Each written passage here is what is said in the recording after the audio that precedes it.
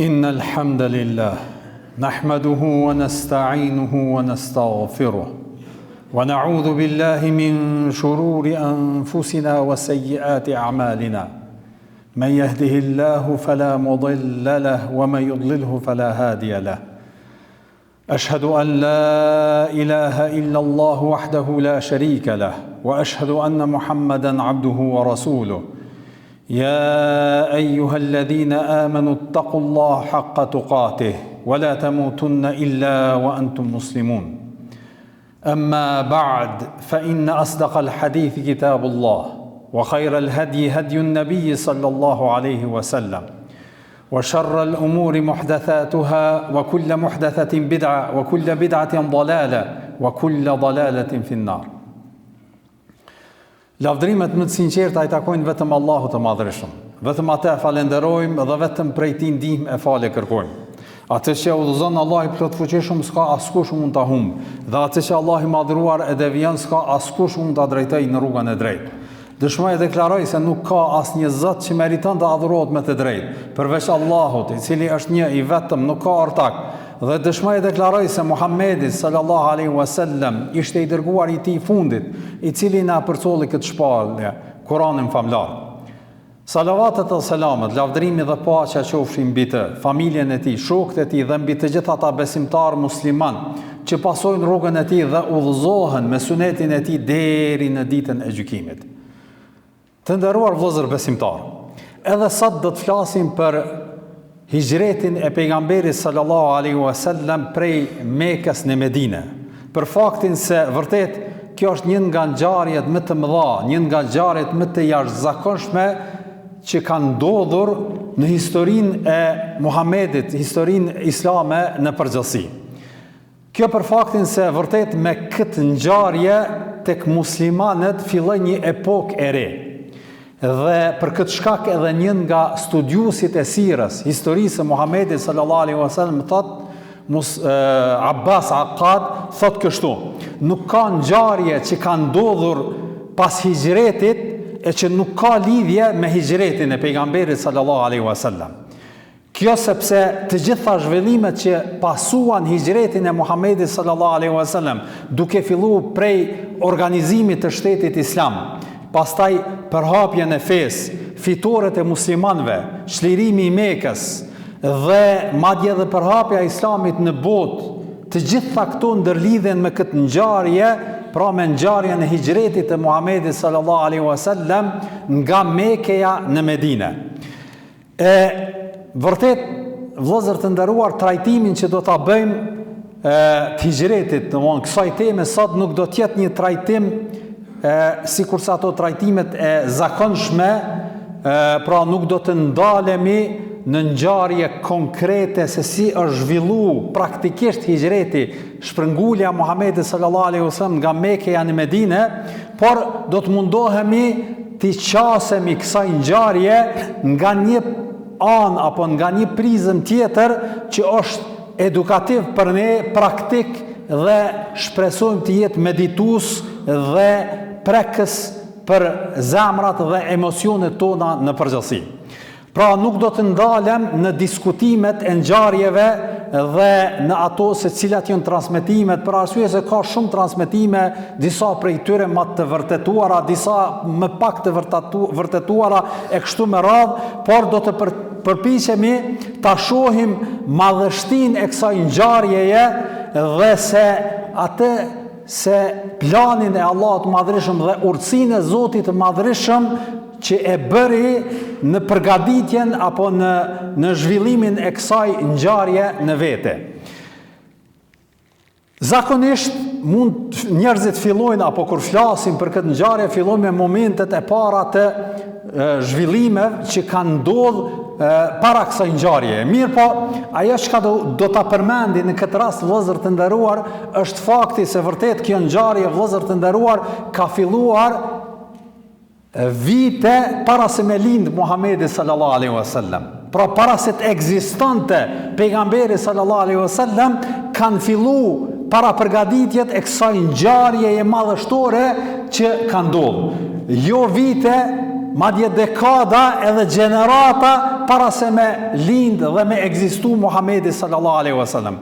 Kjo për faktin se vëllezër të nderuar, Allahu i Madhreshëm është i gjithdijshmi dhe ai është i cili din ngjarjet apo zhvillimin e ngjarjeve para se të ndodhin ato. Prandaj edhe ai është që i ka rregullu disa shkaqe, disa rrethana, disa situata të cilat e bëjnë të përshtatshme edhe shpërnguljen e Muhamedit sallallahu alaihi wasallam nga Mekja në Medinë, pra vite më herët, gjenerata më herët, dekada para se të ekzistonte Muhamedi sallallahu alaihi wasallam. Për arsye se vërtet e shohim edhe paralindjes së Muhamedit sallallahu alaihi wasallam, zhvillohen disa ngjarje në Medinë, të cilat orientojnë edhe përgatisin terrenin e ardhjes së këtij pejgamberi Muhamedit sallallahu alaihi wasallam.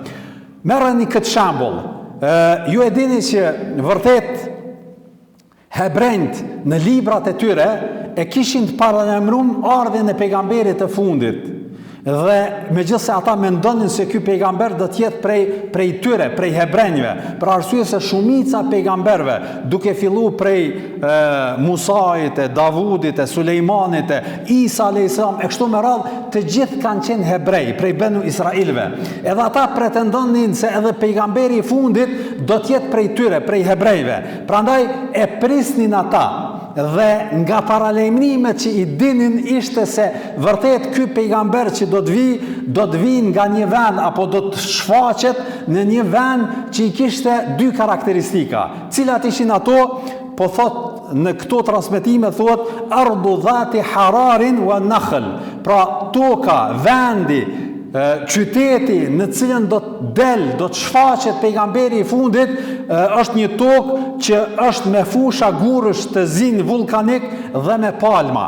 Pra këto dy karakteristika do t'i ketë ai vendi ku do të shfaqet pejgamberi i fundit sipas paralajmërimeve në librat e hebrejve. Pra karakteristika e parë, vend ku ka gurë vulkanik të zinj të shumtë, dhe karakteristika e dytë, vend ku do të ketë apo ka palma të shumta. Dhe për këtë shkak hebrejt, të cilët u shpërngulën në sivillesën e Arabisë, në atë kohë janë vendos në vendet të cilat i kishin këto karakteristika, dhe ishin kryesisht 4 vende. Ishte Medineja, ishte Khajberi, ishte Fedeku, edhe qyteti apo vendi tjetër i 4 ishte Wadi al-Qura. Dhe këto vendbanimet e hebrejve që njiheshin në atë kohë, që ishin vendosur hebrejt, vëllezër të nderuar, të gjitha kishin këto karakteristika. Edhe Medineja, shpeshherë njerëzit kur vizitojnë Medinën, qoftë në haxh apo në umre, e keni pa shumica juve, nëse keni pa udhëtimin me autobus ose makina, para se me arrit në Medinë, e sheh do thot një fushë shumë e gjerë me gurë të zinj vulkanik, që nëse i shen nga largësia, na duken sikur me qenë thëngjil. Domthonë ashtu duken zi, sikur me qenë thëngjil. Këtë ke mundësi edhe tani me pa. Dhe kjo është karakteristikë e Medinës, edhe në kohën e pejgamberit sallallahu alajhi wasallam përmendet kjo, se kështu ka ekzistuar edhe në librat e hebrejve, kështu është përshkruar vendi ku do të shfaqet Muhamedi sallallahu alaihi wasallam. Prandaj edhe hebrejt ishin vendosur në këtë vend, dhe këtu e shohim përgatitjen hyjnore të Allahut të Madhreshëm për me bët përshtatshme këtë vend që do të vijë dhe do të paraqitet Muhamedi apo pejgamberi i fundit Muhamedi sallallahu alaihi wasallam. Shembulli tjetër për me e kuptuar planin hyjnor të Allahut të Madhreshëm në paraqitjen dhe shfaqjen e këtij pejgamberi dhe hijretin që do ta bëjë në këtë vend të bekuar, është edhe fakti apo shembulli i një njeriu që njihet prej shokëve të nderuar të Muhamedit sallallahu alaihi wasallam, që e ka pas emrin Salman al-Farisi. Kjo për lidhje me këtë personalitet ka një ngjarje të jashtëzakonshme, të cilën nuk do ta trajtojmë sot, po a lë juve që ta hulumtoni edhe ta shihni, për arsye se me të është zhvilluar një ngjarje shumë interesante dhe e jashtëzakonshme. Ky ka qenë persian, vëllezër të nderuar, nuk ka qenë arab, dhe ka qenë domethënë fillimisht familja e tij ka qenë familje princesh dhe të pasur, dhe ky familja e tij ishin adhurues të zjarrit. Mirë, po ky e pranon krishterizmin dhe bën një udhtim shumë të gjatë në jetën e tij, duke hulumtu me i gjetë vendin më të përshtatshëm për me adhuru Zotin e Madhreshëm dhe me porosin e atyre udhëheqëve krishter të cilët e paralajmërojnë kohën e ardhjes e pejgamberit të fundit, e paralajmërojnë se do t'jetë në një vend që i ka këto dy karakteristika që i përmenëm pak më herët. Dhe ishte ai hulumtimi i Selman el-Farisis që të përfundoj udhëtimin e tij duke u zënë apo duke qenë rob mund në këtë vend në Medinë dhe pejgamberi sallallahu alaihi wasallam, edhe aty e ka prit derisa ka ardhur pejgamberi sallallahu alaihi wasallam, edhe kur ka dëgjuar për të. Pra, kur ka dëgjuar për të, pastaj e ka pasu dhe është bë prej shokëve prej sahabëve të nderuar të Muhamedit sallallahu alaihi wasallam. Pra, kjo ekziston një ngjarje shumë e jashtëzakonshme. Ju rekomandoj që të hulumtoni dhe do ta gjeni në YouTube, qoftë ligjëratat e hoxhallarëve, qoftë edhe të shkruar në shkrim. Prandaj shikojeni edhe lexojeni për arsye se është një ngjarje shumë e jashtëzakonshme. Po ashtu ajo çka qet në pah edhe planin hyjnor të përgatitjes së terrenit dhe vendit në cilën do të bëj hijret Muhamedi sallallahu alaihi wasallam është edhe një fakt tjetër, vëllezër të nderuar. Ajo ka të bëjë me stërgjyshin e Muhamedit sallallahu alaihi wasallam. Stërgjyshi Muhamedit sallallahu alaihi wasallam e ka pas emrin Hashim. Edhe prandaj edhe pejgamberi sallallahu alaihi wasallam, familja e tij i atribuohet këtij njeriu që kanë thënë Muhamedi është Hashimi, për arsye se i atribuohet këtij stërgjyshi. E ky ka qenë një njeri, një personalitet shumë i respektuar në fisin e tij dhe ka qenë tregtar i njohur, ka bërë udhime të shumta. E një nga udhimet, vëllezër të nderuar, ka qëndruar në Medinë, në këtë qytet, në Medinën e cila do t'jetë vendi i shpërnguljes së Muhamedit sallallahu alaihi wasallam, dhe aty është martu me një vajzë medinase që e ka pas emrin Selma. Dhe pasi që është martu, ajo grua ka mbet shtatzan dhe e ka lind Abdul Muttalibin që është gjyshi Muhamedit sallallahu alaihi wasallam. Pra, para se me ekzistu ky pejgamber, para se me lind plani hyjnor, po e qet në pah vërtetimin dhe përgatitjen e këtij terreni, pra për këtë shkak edhe pra lind në këtë vend, lind pra në vendin e hijretit të Muhamedit sallallahu alaihi wasallam Abdul Muttalibi. Ky rritet si fëmijë në këtë vend, pastaj familja e tij e tërheqet dhe kthehet në Mekë, qëndron në Mekë, rritet, bëhet burr, gjyshi i tij dhe njëri nga më të respektuamit e Mekës, dhe e lind gjithashtu ky një djalë që e ka pas emrin Abdullah, dhe ky ka qenë baba i Muhamedit sallallahu alaihi wasallam. Çfarë ndodh me këtë njeri? Ky martohet me Aminën, gruan e tij dhe nënën e Muhamedit sallallahu alaihi wasallam, dhe pas një kohe e bën edhe ky një udhtim në Medinë për shkak të tregtisë, dhe kur shkon atje, duke qenë Amineja, nana Muhamedit sallallahu alaihi wasallam shtatzan, ai vdes në Medinë dhe varroset. Gjyshi, baba i pejgamberit sallallahu alaihi wasallam faktikisht varroset në Medinë, dhe kështu pra çdo sen ndërlidhet me personalitetin e këtij pejgamberi Muhamedi sallallahu alaihi wasallam edhe para se të lind, dhe kështu kur lind Muhamedi sallallahu alaihi wasallam i bën 6 vjet, Amineja, nana e tij, e merr me veti dhe shkojnë me vizitu Medinën, varrin e babes së tij, dhe kur shkojnë atje, Muhamedi sallallahu alaihi wasallam për herë të parë kur i ka pas 6 vjet, e ka vizitu këtë vend që pastaj do të bëhet vendlindja e tij e dytë, dhe do të bëhet vendi ku ai do ta bëj hijretin dhe do të migroj dhe do të qëndroj atje. Pa e ditë, pra e lidh me këtë vend, fillimisht me familjen e tij, pastaj me babën e tij, pastaj edhe vetë shkon atje dhe e sheh. Tregohet në disa transmetime, vëllezër të nderuar, që Muhamedi sallallahu alaihi wasallam masi që e ka bërë hijretin, kur kalonte në për disa sokaqe apo vende të Medinës, i kujtohej, edhe thoshte ky është vendi ku kam luajtur me fëmijët e Medinës, ky ishte muri, tregohet në transmetime të sakta, ky është muri që me fëmijët e Medinës e ndiqnim në zog duke qenë fëmijë, dhe këto janë puset ku e ka mësu notimin duke qenë fëmijë. Kështu i kujtohen Muhamedi sallallahu alaihi wasallam ato lidhje të cilat i ka pas para se të bëj hijreti në këtë vend, atë ndërlidhjen që e ka bë Allahu i Madhreshëm, para se me kujtu apo me di diçka Muhamedi sallallahu alaihi wasallam për veten e tij. Pastaj ajo çka është më interesante, vëllezër të nderuar, është edhe fakti se madje edhe kur filloi shpallja, e keni parasysh kur Muhamedi sallallahu alaihi wasallam nuk e dinte se çfarë po ndodh dhe çfarë është shpallja dhe çfarë është duke i ardhur,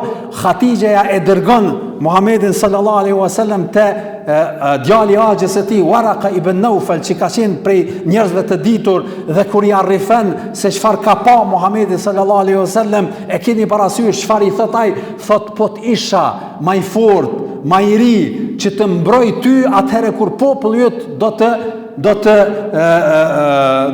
ndjek, do të nxjerr prej vendlinjes tane. Edhe Muhamedi sallallahu alaihi wasallam çuditet, i vjen jo e natyrshme, thot mukhrijiyhum, a do të nxjerrin ata mu? Do mos si është e mundur me ndodh kjo?